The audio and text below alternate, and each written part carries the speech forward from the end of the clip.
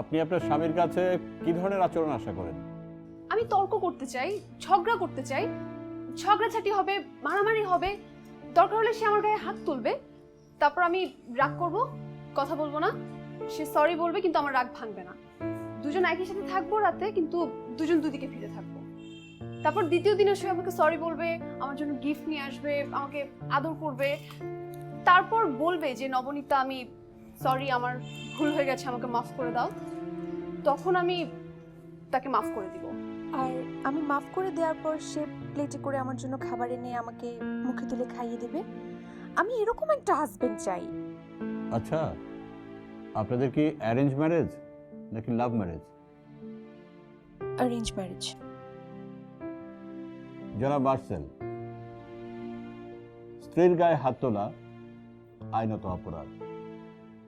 আদালত আপনাকে এটা অনুমতি দিতে পারে না।